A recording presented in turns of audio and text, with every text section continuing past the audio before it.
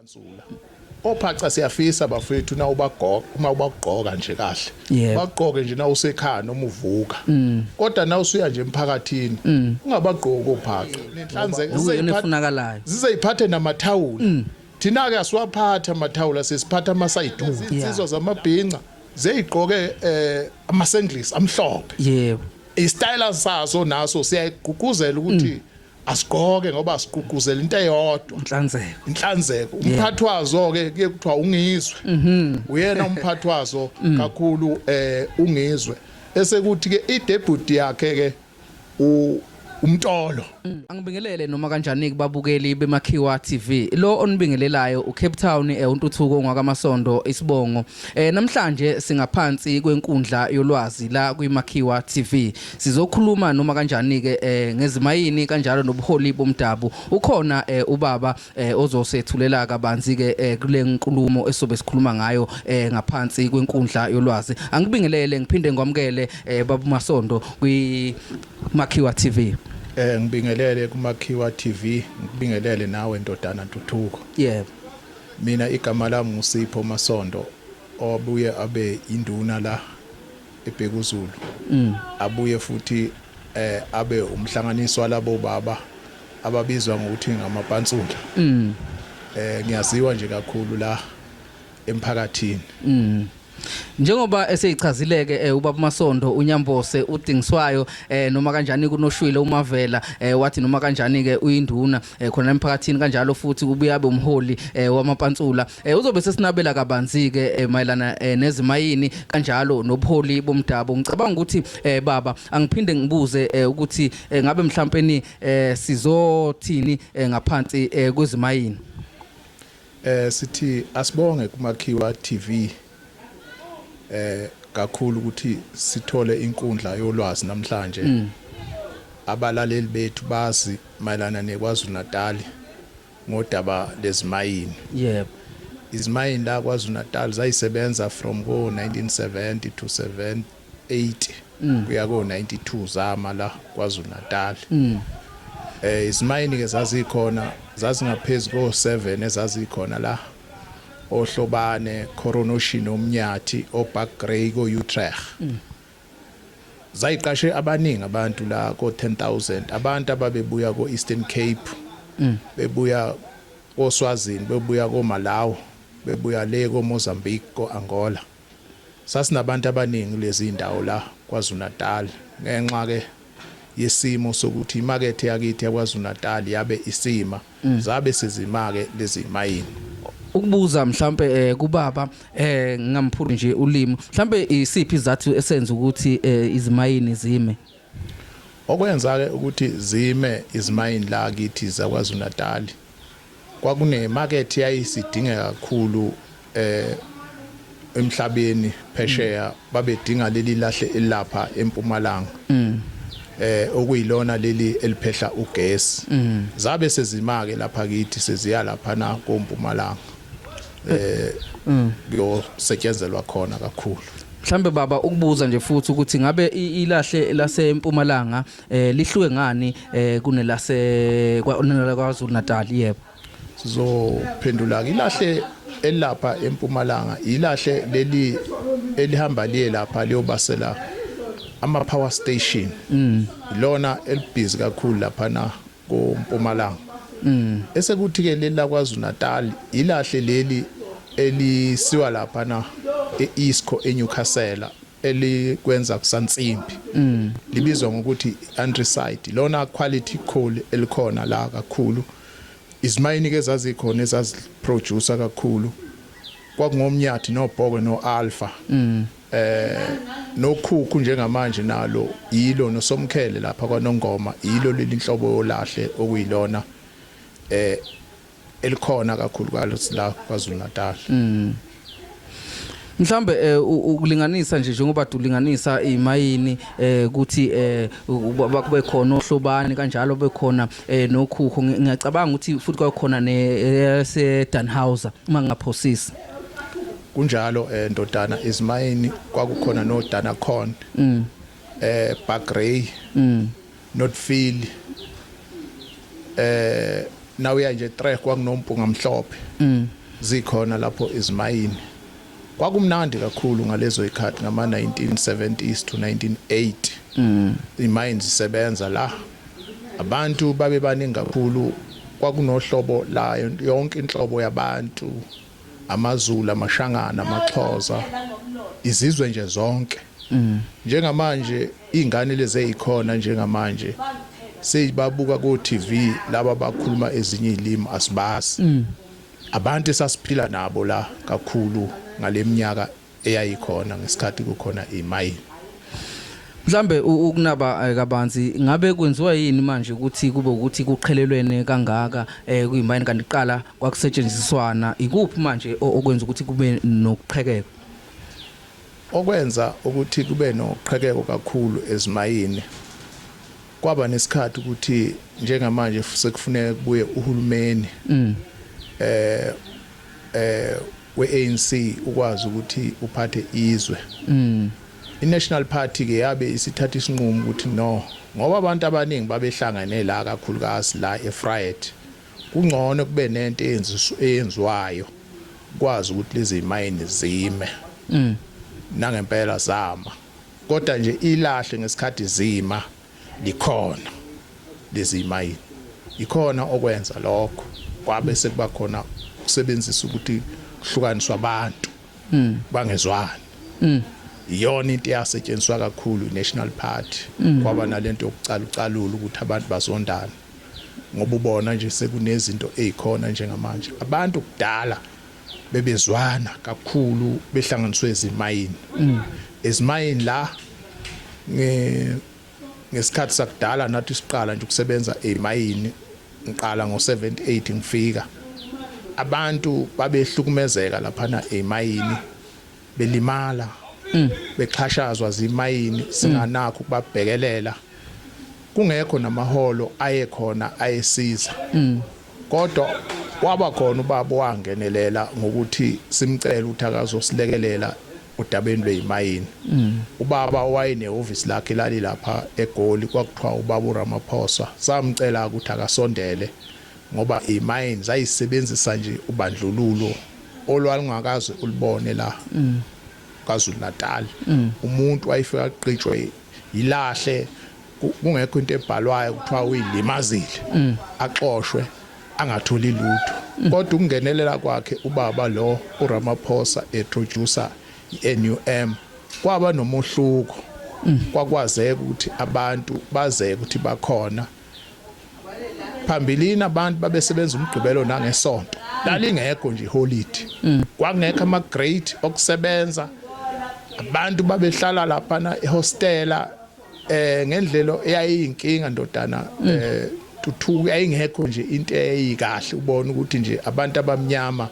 ngendlela ababekwe ngayo into ezinkinga ukuthi bona njengabelungu babehlale endlini zabo namakhosikazi abo uthothi abantu bahlala nje babodwa banamadoda kuthothi ubaba ubuya kweEastern Cape ingane zakhe uyishiye emuva koLesotho uzohlala la enye into eyasetshenziswa iNational Party kakhulu ihlukumeza abantu sithi ke njengamanje kumakhiwa TV lento yezimayini siyafisa ukuthi uhulumeni lo holwa uRamaphosa azibuye ngendlela ezokwazi ukuthi izimayini zibhekelele abantu bendawo bakwazi ukuthi abantu bendawo babe namathuba okusebenza bakwazi ukuthi nabafisayo ukuthi bafundiswe bakwazi ukuthi nabo babambe iqhaza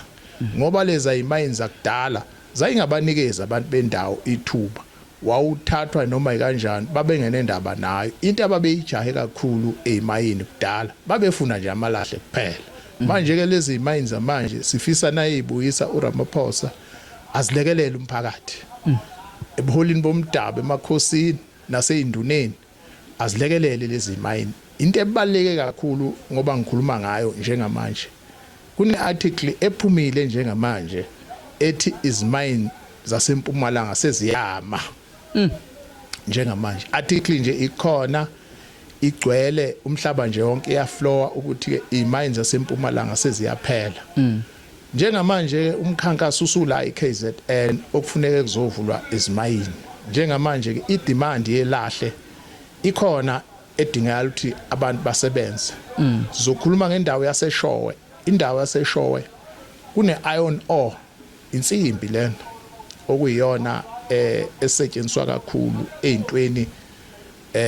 zokwazi ukuthi ngokweze imayini ilapha na eshowe le mayini le ibekile ukuthi ifuna ukuthi iqasheke abantu kakhulu lapha na eshowe basazama ukuxoxisana nomphakathi namakhosi neinduna le amayini ingakwazi ukuthi create amathuba amaningi omsebenzi akhona kule ndawo kunenye imayini futhi ekhona enkulu elapha kwaSomkhele ngaphansi kwenkosi umkhwanasi nayo ine plant eyakhile enjengamanje khona nayo iseyingxoxweni nobukhosi nobuholi bomdawu nomphakathi ukuthi le mayini ivuleke nathi la ko Friday sinawo ama license esawanikezwa uANC esiwaphethe esilindile ukuthi nayibuya inhlangano ebusayo sikwazi nathi sivula amathuba emsebenzi la iFriday izinto ezenzekile kube namamall amathathu akhandiwe njengamanje mathathu eyodi lapha eMondlo eyesibili la ngaphakathi enye yakhiwa lama mall ngoba akhiwa azoba nenkinga nakungekho izinto zokusebenza njengamanje sifuna ukusebenzisa ukuthi uma abantu bakwazi Natal basebenzisa ithuba lokuthi iANC bayibuyise ngoba lezi izinto esizidingayo ama license siwaphethe kuyoba inkinga uma sithi ANC siyayikhipha sizoba nenkinga ngoba ukuyoqala izinto ezintsha kuzokusihlupha ngoba lo yamuntu uzothi angikwazi anginazi lonto ke kuyoqala isikhathi kanti uma abantu becabangela ukuthi ANC bayibuyisela kulula sikhulume nawe uRamaphosa ukuthi nanti iphepha sicela lapha na ama investor kuyovulwa nayo into ezosiza abantu lokho ngacreateka amathuba omsebenzi especially eKZN njengamanje focus idinge kwaZulu Natal amalahle impumalanga iyaphela manje ngonyaka ozayo azobe phela imayini izona izomgogodla ehlobane lapha kunamalahle ayekhona kakhulu ihlobane nengavuselelwa isingakuthatha no100 years uma uvula ngale entshenteka amalahle la ayephuma lapha ecoronation nase hlobane ebeya lapha na eIsco iIsco ilapha eMakhasela yes emadadeni le plant le iyona eyayenza insimbi uzovuleka lezi imayini kodana khona zikwazi ukuthi lezi indawo ziyime since kwama lezi indawo kodana khona no Newcastle ayawa la madorobha kanti la madorobha ayevele umgogodla kwazo lezi imayini amalahle maningi kakhulu siyafisa uMakhiwa TV ukuthi impela lento ihambisa umhlaba wonke batshele bonke abantu ukuthi la kwaZulu Natal senepotential yokuthi udaleka amathuba omsebenzi uhulumeni wakwaZulu Natal wase South Africa ukwazile ukuthi ukhiphe umhlaba kwanikezelwa ama-co-op namakhosi kulezo indawo lezo kuyadingeka ukuthi kuhlanganwe nama-co-op noma ama-CPA uhlela ukuthi lezi indawo kuvuleka amathuba omsebenzi yebo especially like KZN abantu baningi kakhulu kunezingane eziqedile ezikoleni ayisebenzi abantu abaningi baphela lo msebenzi iningi abakhona la eKZN abantu abaziyo kakhulu ngemayini angeke kube inkinga enkulu ukuthi kusawufuna ezinye izinto laba abantu abadala bawufundisa lolulusha bakwazi ukuthi abantu abasha basebenze izona izinto esithi uMakhiwa production ayihambisa impela kule nkundla yolwazi emhlabeni wonke ukuthi la kwaZulu Natal kusekhona amathuba omsebenzi Siyabonga kakhulu kuba Masondo, siyabonga kudingiswayo nengicabanga ukuthi usinabele kahle kakhulu. Cabanga ukuthi kuMakhiwa TV nababukeli uMakhiwa TV bacaciselekile mayelana nezimayini nokuthi kuphi okufanele kwenzeke kuze kuzokwazi kuvele amathuba omsebenzi kanjalo futhi inkampani ikwazi ukufukuleka njengalokhu seyithanda ukuthi ifadalale. Babukeli beMakhiwa TV njengoba sike sathi ukuveza ngaphambilini ukuthi ubaba ungaphansi kobuholi futhi bamapantsula uyena hola amapantsula soke sithi ungena ngaphansi kwamapantsula sizwe ukuthi ngabe ayini amapantsula nokuthi aqala nini amapantsula uyena kubaba ozobe esesinabela kabanzi ukuthi amapantsula ayini nokuthi aqale nini amapantsula Dingiswayo sibonge unkundla ye-TV Makhiwa ukuthi sikhulume ngoludaba lamapantsula amapantsula abantu laba abaqale kuyihlanganisa ngama 2000 kodwa nje ukuqala kwethu thina sasiqale lapha emayini ngaleto yamapantsula sabe sesiqala ke manje ngoba kunabantu abasha amapantsula abantu abagezayo abayinakekelayo abangenzi into embe emphakathini abahloniphayo abantu besimame abahloniphayo no wonke umuntu laba bantu bavuselela isimilo samadoda ukuthi amadoda azithande ageze kudala amapantsula kusekudala omkhulu bebesebenza eGoli nabebuya bethi kugogo awungikhiphele ibhlukwe laseLondon babesho njalo sivuselele lokho ke njengamanje ukuthi abantu abasha noma bengagqoka ubrandwood kodwa bageze bazithande bakwazi ukuthi basihloniphe bahloniphe nabantu besimame akuvumeleki ukuthi amadoda arape abantu besifazane ayivumelekile lonto leyo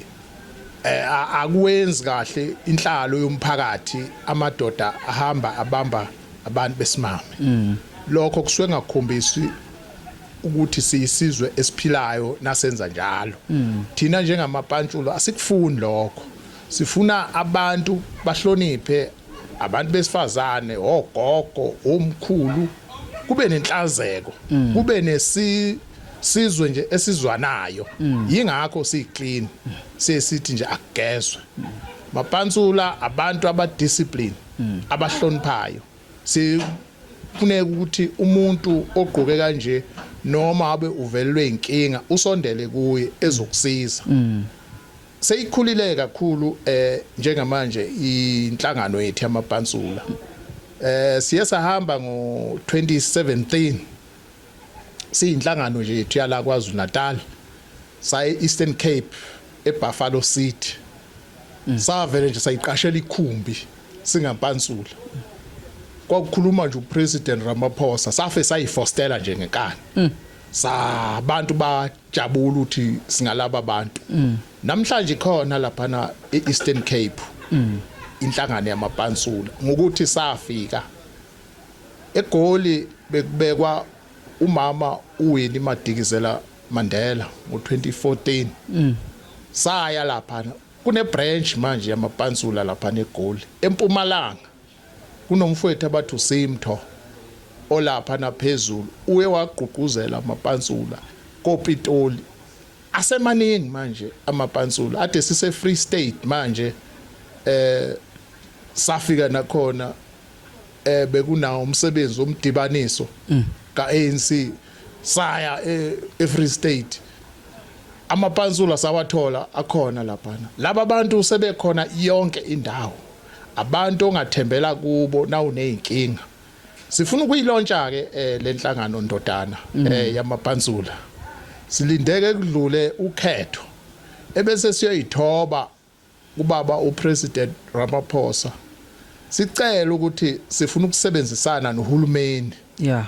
iKwaZulu Natal nase South Africa singamapantsula sikwazi ukulwa nalezi zinto ezingekho emthethweni ezenziwa abantu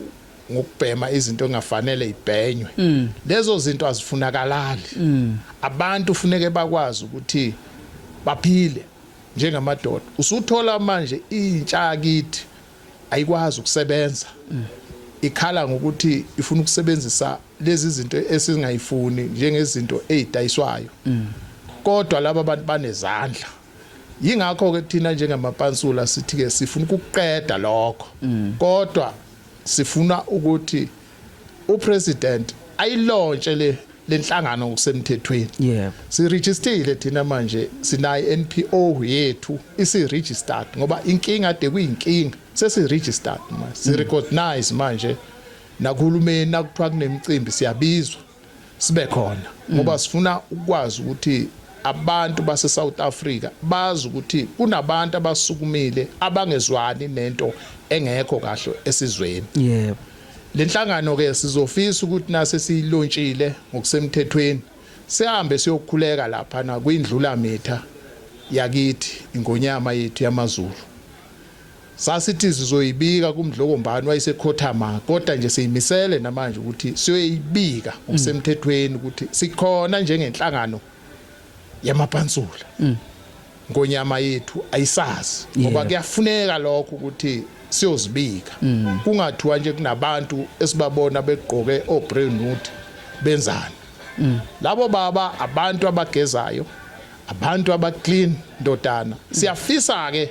sengizogcina ukuthi ke siyaqhuquzela abantu noma bengathenganga obrandwood kodwa into esicelayo abantu abageze bebe clean umuntu wesilisa ongagezile uma thina sesilontshile le organization yethu siyofaka umthetho ukuthi umuntu nje otholakala engagezile akaboshwe ha yona into esifuna ukuyifaka le uhulumeni uma singahle nje singene ilontshe lenhlangano yethu umuntu nje otholakala engagezile ehamba ngophaca eyinsizwa noma kanjani akaboshwe ngoba lo muntu onjalo akasiyena umuntu okukhonze ukuthi ufuna ukuphila nabantu asingazi singambiza ngokuthini kodwa umuntu ogezayo siyomsebenzisa lo muntu lo ngoba sifuna ukuhlanza izwe siyalithanda yebo kunabantu lapha abangafuna ukugeza abancane ongazi ukuthi yini inkinga uhulumeni ubekile into eziningi ukuthi akube no 350 yebo esikhundleni lawo mali ngabe uyathenga bayogeza lutho uthola lawo mali awazi kwenziwani mhlambe ngingakuphuli nje ulimi baba omunye umuntu uzobe secabanga ukuthi hawu ubaba uthi manje singabe sisabagqokani ophaca bakithi kufanele mhlambe sihlale sigqoke amanteki kwani mhlambe sigqoke lezi icathulo lezi abaningi abayebethi ezabafundisi noma ezokuye esontweni mhlambe ubaba engacacisa kabanzi ukuthi mhlambe ophaca ungabagqoka mhlambe mawukuphi noma mhlambe ubesho ngokuthini ophaca siyafisa bafethu na ubagoqa uma ubagqoka nje kahle bagqoke nje na usekhaya noma uvuka kodwa na usuya nje emphakathini ungabagqoki ophaca ngoba ophaca inyawo kuba nephunga lapha phakathi iphunga nje yabo na uhamba nje emphakathini ugqoke ophaca yebo inyawo phela ziyajuluka yebo lonto leyo kwenza isimo sibe kabi phakathi kwabantu lokho ikhona esikhalela khona ukuthi nje ophaca agqoke nje into asisho ukuthi ifuna lezi icathulo zabafundisi zikhona nezinye icathulo oyingagqokakala namateki ayagqoka nathi njengamapansula siyawagqoka amateki siwageze akufunakala iteki nakuthiwa liyakuphunyulwa kuthothi ageziwe izinto zokugqoka ayiwashwe amasokisi awawashwe izinto zangaphansi kwensizwa nezikipa zayo ayiwashwe ngaphakathi insizwa ayibe ne roll on eyifakayo akufuneki nayingena ezimotweni zabantu noma emakhumbini kuthola abantu sivula amawindi manje hey ikhwapha kuthothi manje ikhumbi isuke egoli iyofika nini eKZN kunuka ikhwapha yebo mhlonishwa lokho iyona into esingayifuni impela sifuna nje amadoda after uma kuphela ilokhuza lolukhetho lizoba khona yebo abantu bebe clean uqhuzela inhlanzeko nje sobe siqhuquzela sizwileke lapho ukuthi ke kunezinye insizwa esiqophisana nazo la KwaZulu-Natal amabhinqa cha nazo siyayiqhuquzela ngoba zibhizi ziyasihlakelela le brand yokuthenga uBrandwood nawo sithi asiqhubeke ngoba nazo lezi insizwa zamabhinqa zikhona zigqugquzela nenhlanzeko zigaseka nazo nenhlanzeko zizeyifunakalayo zizeyiphathe namathawula thina ke asiwaphatha amathawula sesiphatha amasayidu lapho kuba nomehluko thina ke nasigqoka kithi ngoba sine indlela yethu yokugqoka uBrandwood wethu ke sugqoka nje ube kahle nezicathulo phansi zona ke lezi insizwa zamabhinqa zeyigqoke amasenglis amhlophe istyle saso naso siyayigqugquzela ukuthi asigqoke ngoba asigqugquzela into eyodwa inhlanzeko umphathi wazo ke kuthiwa ungizwe uyena umphathi wazo kakhulu ungizwe esekuthi ke idebut yakhe ke umtolo lo unobhala kaANC sifisa ke ukuthi mhlambe nakudlula ukhetho ke senze nje nathi ingqungquthela nabo mtolo ke siyogcwalisa nje imabhida istadium baba usakhuluma ngenhlanzeko kanjalo namabhinqa namapantsula ngeke ngabona nomphathiswa wezokuxhumana kanjalo umhlonishwa uSipho Hlomuka naye ngimbone ephethe ithawula impela lamabhinqa ngiyambona uyahlamuka impela uthi hayi cha yena usula ngethawula lamabhinqa uthi uyibhinqa ngiyabona ukuthi cha lento lena yenhlanzeko okhuluma ngayo njengamanje ukusho ukuthi iyanda mangabe isifika kanjalo nakubaholi nabaphathiswa kunjalo impela ngoba usho nje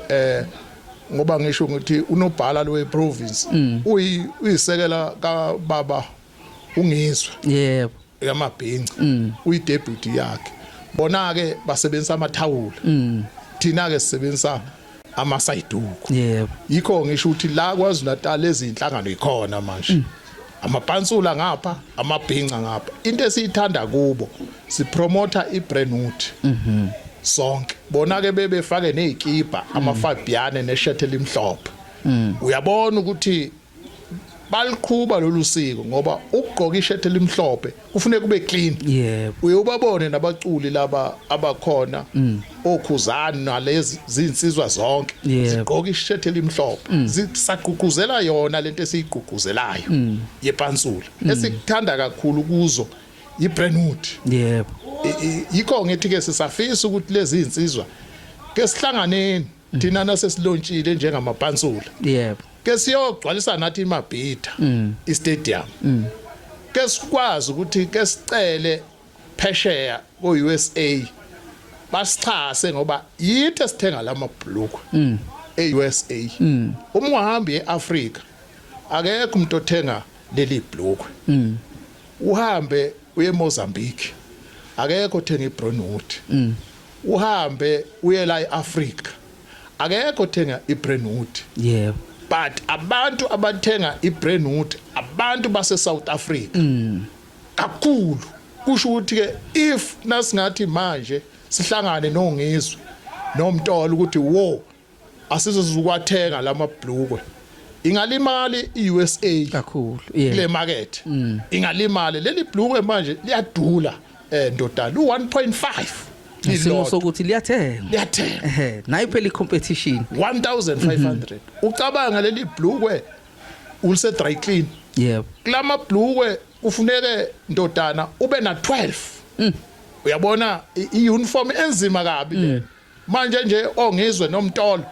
bana wonke ngoba kufuneka ugqoke ibhlukwe elilodwa lokubuya nalo hayibonanga hawu uqoka iviki lonke kusho njalo phela nisemqhudelanweni iviki nje lapha ufuneka ugqoke iBrandwood weviki uphinde ngeviki elizayo thina ke sesenza ke ngamapansula sesenza nga3 ukhakhi bathathu nga3 kule nhlangano yethu namashirt lawo esikole ayadula ke ndodala lama shirt ovayela lu1000 mayibabu ayinkingi impela bafowethu lezi zinto zethu zamapansula uye lapha ke icathulweni icathulo ziya ko 4000 nemali baba ukhona lesi sigqoko lesi engangidlala engikhuluma ngaso nangelapha kukhona noHlomuka esesijwayele ukugqoka undosi lwamaphoyisa so 3000 to 4000 esasigqoko nawo usithwala ekhanda uma uhlanganisa ke lezi zinto ndodana ntuthuka imali enkulu kabi leyo kodwa abantu base South Africa bakhona ukuyigqoka ngalelo langa ucabange KZN lezi insizwa zomgqashiyo zigqoka uBrentwood yebo kakhulu nazo yocula yiyo ke ngisho ukuthi ke lenhlangano yethu yamapansula siyafisa ngoba ngena kwi-TV ingilekelele kuhulumeni ukuthi sifuna ukuyilaunch ngokusemthethweni lenhlangano yethu siyacela kuRamaphosa impela ukuthi ayilontshe lenhlangano ngoba yiyo ezoqeda ubugebengu Asibonga kahle kakhulu ke baba Masondo mhlambe njengoba ubusushilo nje ukuthi iyanisiza lento yokuthi bebe ne competition kanjalo bona bengamapantsula kanjalo futhi namabhinca lokho ngicabanga ukuthi kugqugquzela kakhulu ukuthi abantu eningizimu Afrika behlanzeke kanjalo futhi kuphele nalento yokuthi bebheme lezi zinto ezingafunakali babheme nalezi zinto ezibenza begange besitshontshele inkosi yami into uzithi hey ngoba siyaphela kodwa ke ngicabanga ukuthi lokho kusho umhlonishwa ubaba Masondo uNyambose kuzosiza kakhulu siwumphakathi noma kanjani maqhubeka kuba khona noma kanjani ke icompetition phakathi kwamabhinca kanjalo namapantsula umbuzo engifisa ukuba nawo baba Masondo ukuthi emncanyana nje awubalekeke nakhulu mhlambe njengoba sasazi ukuthi makukhulunywa ngamapantsula kwakwazeka ukuthi kusuke kushawa isipantsula impela heheni nakhe ubaba wayedansa niyena kunjalo impela ngama 1980s sasidansa lapha kusekhona ingoma zakudala uPatricia Majanisa ziningi kakhulu lezi ingoma khona eseyidlalwa manje elizwe edlalwa ingoma zakudala esasiyidansa sebeyibuyisa manje khona ade beyibuyisa nje manje kaPatricia Majanisa le ngoma sasidansa thina sasidansa phela singamapantsula namanye la esiwaqhuquzela siyadansa yebo namanje siyadansa ngiyafisa ukubona embukelo emakhiwa TV ukuthi ubaba ngabe udansa kanjani kodwa ke ake sithi hayi namhlanje baba sasiphetha nje emayelana nehlonga phansi kwamapantsula ubaba mhlambe ngathi ikuphi akufisayo ngamapantsula kanjalo ke futhi ke nezinto nje zamapantsula engifisa kakhulu ukuthi uhulumeni asilekelele kakhulu ilontsho lethu wethu sifuna ukuhambela ezikoleni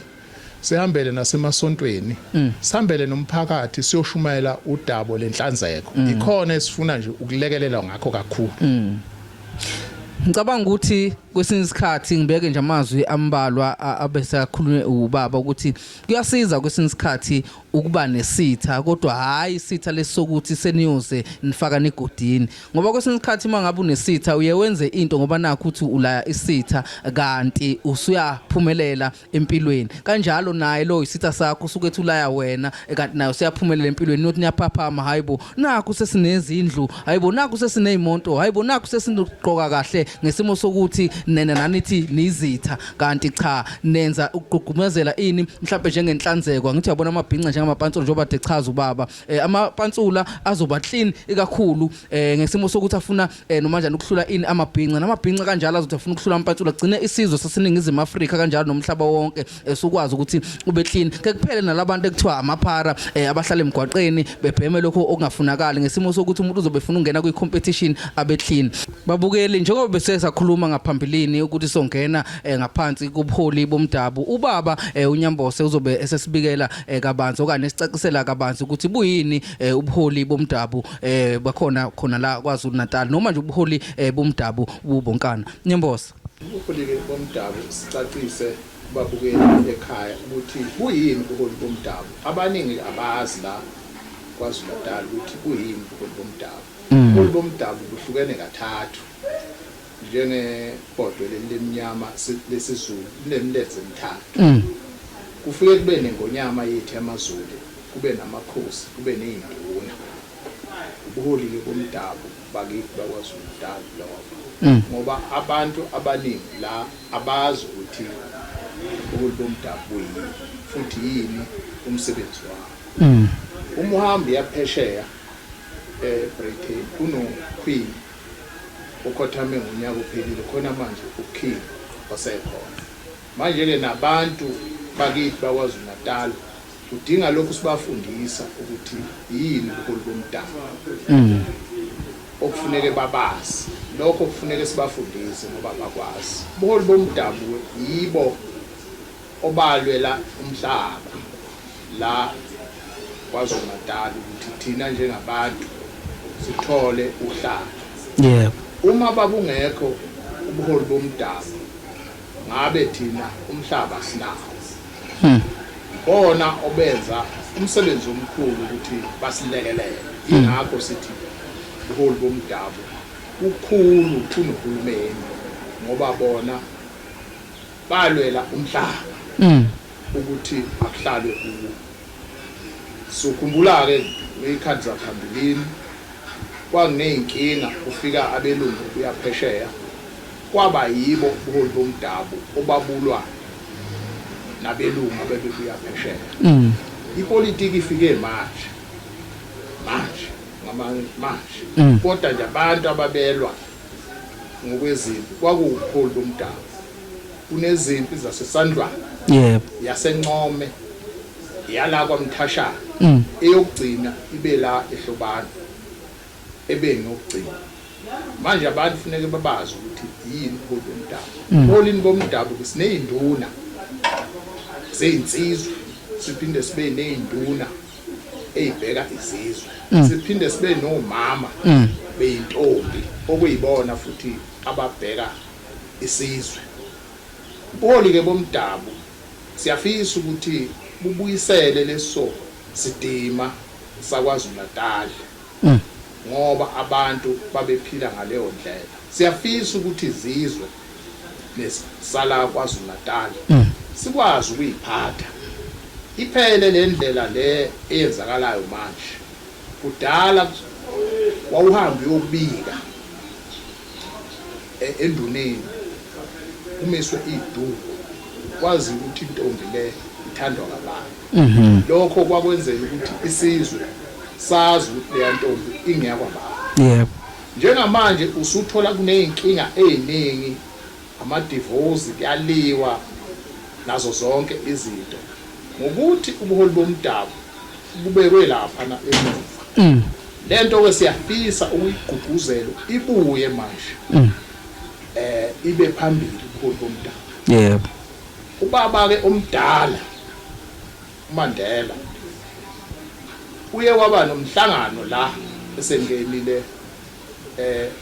uba upresident ka-ANC. Weza lapha kumdlokombane ngonyama yethu yamaZulu waba nomhlangano owaba laphana enyokeni. Nomhlangano lo wafika ngendiza enokwephela emhlane esikoleni sasenyokeni. Ezobona umdlokombane ukuthi ufisa ukuthi ubuholi bomdabu buhlonishwe. Wayethi-ke umfoka Madiba ubaba omdala ukumkani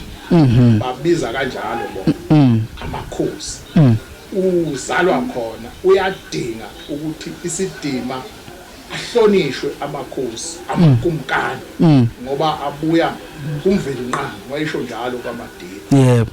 Wayikhuluma ke lapha eNdlunkulu udaba lokuthi kuneziphakamiso ngoba esephethe umbuso ka-ANC ukuthi alekelele ubuholi bomdabu kwaZulu Natal. Okay, ngiyakuzwa baba. Kwasuka ubaba uMadiba esewumengameli weza kubuholi bomdabu efuna ukuthi kusetshenziswana. Mhlawumbe ngabe iziphi lezothulo ezabekwa ubaba uMadiba? Ubaba Madiba wayeze nabanye babezikhulu ka-ANC nabanye bakwaZulu Natal bathatha isinqumo ukuthi bayobona ingonyama yamaZulu ngoba base bethathe uhulumeni. Izinto ayebekile okaMadiba kwakuwumhlaba, udaba lenhlalo yamakhosi, udaba leyinduna, udaba lamaphoyisa lamakhosi nabantu abalekelela emzini yamakhosi. Ukuthi lezi zinto ngoba esebethathile uhulumeni akube nezinto okulekelelwa ngazo ukuhlonipha ubuholi bomdabu. No, ngicabanga ukuthi baba uyibeke kahle kakhulu mangabe ukhuluma ngobuholi bomdabu kanjalo futhi nepolitiki ukuhlangana ndawonye kusebenzisana. Mhlawumbe nje ubuholi kwakubuholi la eSouth Africa nomhlawumbe la KZN singathi ubaba uMadiba wayefuna kusetshenziswana ukuthi makusetshenziswana iziphi lezi zinto ayefuna zenziwe okanye mhlambe zifuseleleke kubuholi bomdabu. Ubaba omdala uMadiba izinto ayebekile wayefisa ukuthi njengohulumeni wase South Africa amakhosi akhelwe izindlu akhele izinkantolo akhandelwe nemahholo lapha abambela khona umhlangano amakhosi kube nento uhulumeni alekelela ngayo mhlambe kube nekhadi elizoba ekahulumeni elizokwazi bese khosini na ukuthi inkosi kunezidingo zayo efuna ukuzenza lezo zinto zikhokhwe istate izinto ubaba Madiba ayefisa ukuthi zenzeke ngakho usebenzisana nobuholi bomdabu wayefisa ukuhlonipha yena ngoba ezalwa ebukhosini ukuthi izinto uhulumeni akalekelele kungabi amakhosi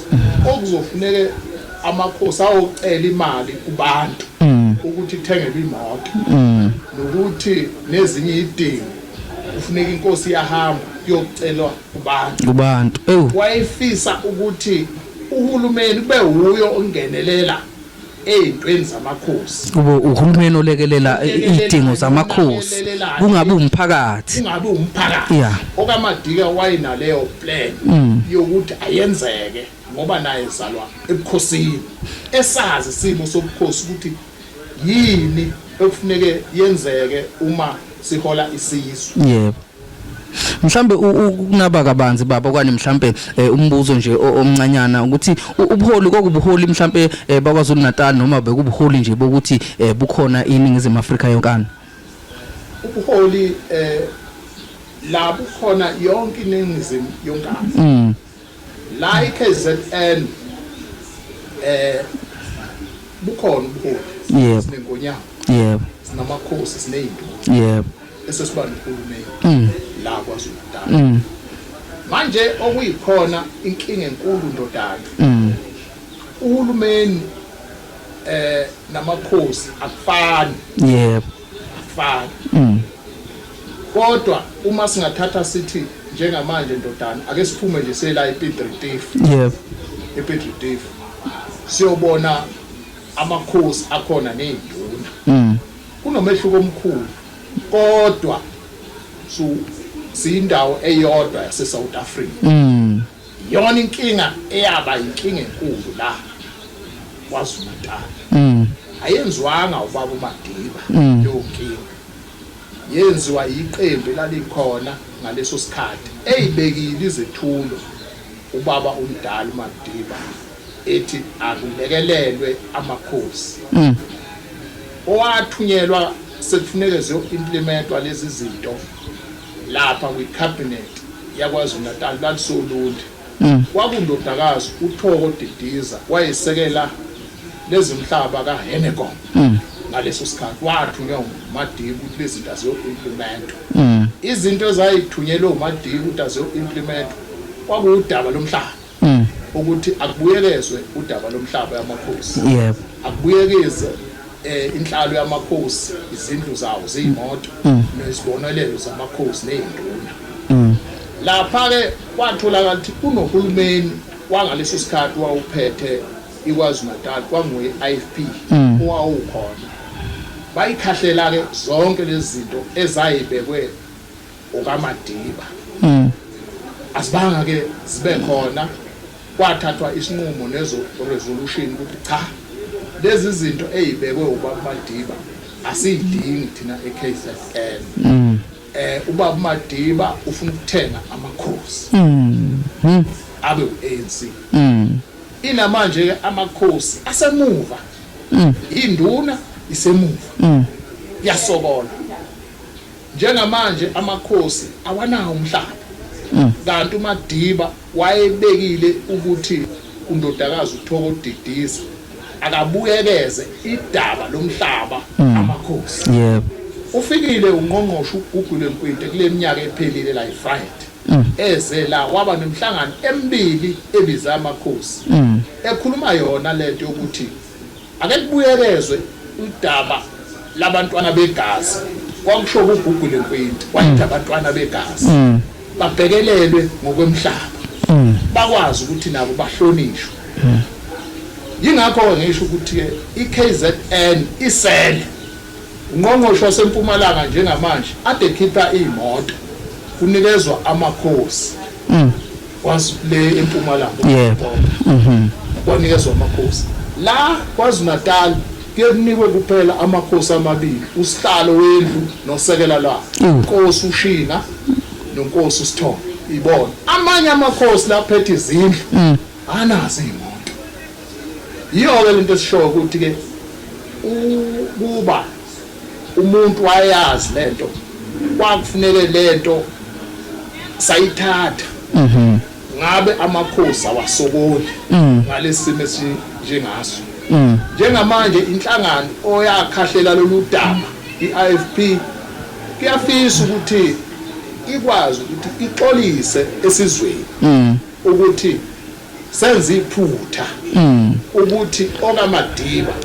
elethe izinto zenu sazi khahlela siyaxolisa kiyo ngoba njengamanje amakhosi ibonelelo zawo aphansi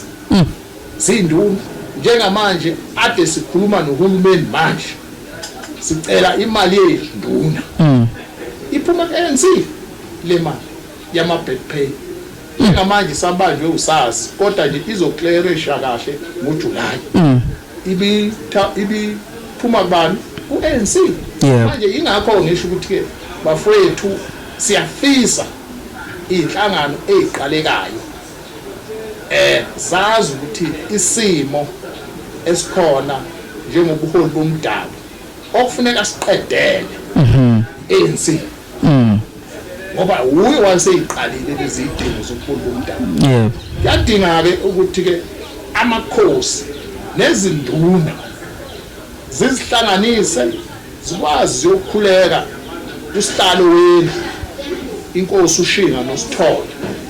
ubiza umongameli uRamaphosa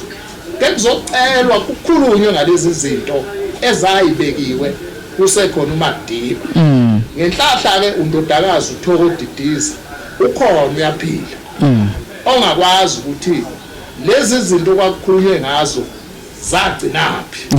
ngoba manje amakhosi ayathenjiswa amaqembu la aqalayo namhlanje athi azobalekelela azobatholela umhlaba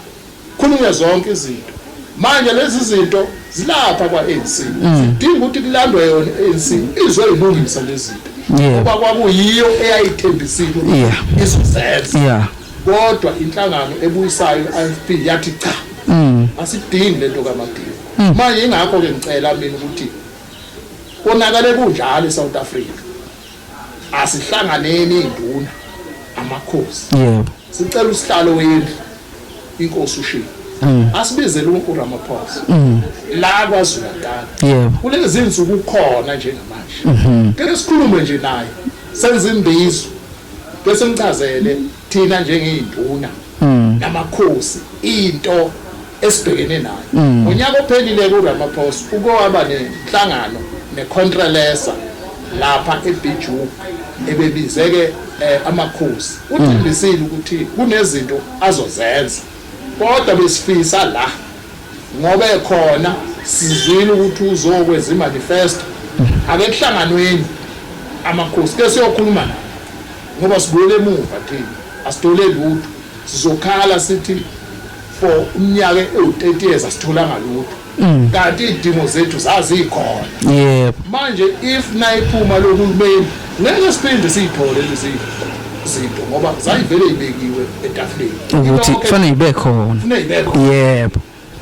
no kuzwakala kakhulu ngicabanga ukuthi ngaphambi kokuba simoshe isikhathi mbukeli weMakhiwa TV baba Masondo mhlambe ngokuphetha kwakho malana nenkulumo engaphansi kubuholi bomdabu wakwaZulu-Natal isiphi isifiso sakho njengamanje sesiphetha inkulumo engifisa kakhulu ukuthi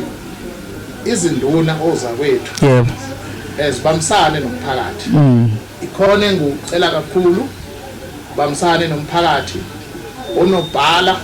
abamsane nomphakathi amakhosi abamsane nomphakathi kakhulu engusho ngalokho abantu manje abasebenzi yebo baneyinhliziyo ezincane abasasebenzi manje uma umuntu ekhuluma kufanele simbekezelele thina njengobuholi bomdabu singwalwe nabo ngoba into abayikhalelayo abantu abasebenzi kufanele thina sibe umandi noma engakhuluma athini umuntu singalwe naye umuntu njengamanje into abayikhalelayo abantu abasebenzi yebo babula indlala yebo ekugcineni bayabuza ukuthi yini umsebenzi weyinduna namakhosi manje uma beyalapha kufanele thina sibamukele kahle singalokhu sibabuza izinto eziningi ukuthi ungwapi nazo zonke izinto sibe nendlela yokubamukela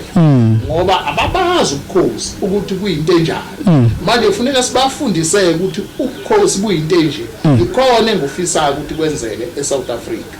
Sibonga kakhulu ke noma kanjani ke kuba Masondo ukuthi asinabele ke ngaphansi kobuholi bomdabu bakwaZulu Natal kanjalo futhi nezimayini wangena kanjalo futhi ke nakumapantsula wasichazela nje wasenabela ngicabanga ukuthi sifundisekile ngazo zonke lezi zinto ezintathu abesekakhuluma ngazo izimayini ukhulumile ngazo wasifundisa kanjalo ngamapantsula ukhulumile ngawo wasifundisa kanjalo futhi nobuholi bomdabu wasifundisa ngabo sesiphetha nje socela ubaba Masondo ukuthi ke kubo yena phethelayo ngawo lenkulumo ukuthi ngabe imaphi amazwi akhe ogcina esevalelisa kwiMakhiwa TV. Sifuna ukubonga kuMakhiwa TV kakhulu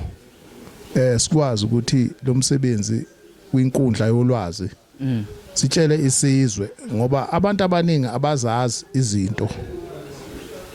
balezo indawo ukuthi kwenzakalani kodwa namhlanje kuMakhiwa TV bazozizwa bazi ukuthi kwenzakalani eyintweni ezithinta izimayini nesimo sobuholi bomdabu namapantsula bade sikhuluma ngakho sidlulisa ukubonga kakhulu kuMakhiwa TV siqhuquzeleke umphakathi ukuhloniphana ngoba kuzoyokhethweni sibekezelelane sihloniphane sicele namaqembu ezepolitiki atshela abalandeli babo bakwazi ukuthi bahlonipha abanye abantu. Siyafisa la kwaZulu Natal kungenzeki lento yakwenzeka kudala yokucala ucalula yokulimazana ngesikhathi kwenzeka kudala sifisa njengamanje noma kukhona abangenele ukhetho ngokuyimela bazi ukuthi bekukhetho olukhulekile sifisa inhlonipho sinzalo thina kaMdlokombane la usishiye sisizwe sihlonipha siyisize sazwayo thina ukuthi isizwe sakwaZulu Natal siyahlonipha umuntu ongakwazi ukuhlonipha abanye abantu kuyekubhekakala ukuthi hayi akusiyena umZulu yebo uyibuyela kwenye indawo kodwa nje thina sikhuliswe ngenhlonipho njengesizwe sakwaZulu Natal siyisizwe ke esanomlando omuhle thina njengabantu bakwaZulu Natal ukuthi isizwe sakwaZulu Natal siyahlonipha isizwe esilalelayo nesifunayo ukuthi abantu babambisane siyafisa ke bafowethu ukuthi ke sihloniphe uma esememezela umongameli wezwe upresident Ramaphosa ngokosuku khanjweni ke kuyokhethwa kodwa engikushoyo kukodwa lo hulumeni kaANC bafowethu kuseneyidingo ekudinga ukuthi soyilanda ngokwami bengafisa ukuthi ubuyele ngoba sineyinkinga ezinkulu ezabeka ubaba uMadiba uma singamkhipha lo hulumeni siyoba nenkinga iwona amazwi engivala ngawo kuMakhiwa TV ukuthi bafowethu uANC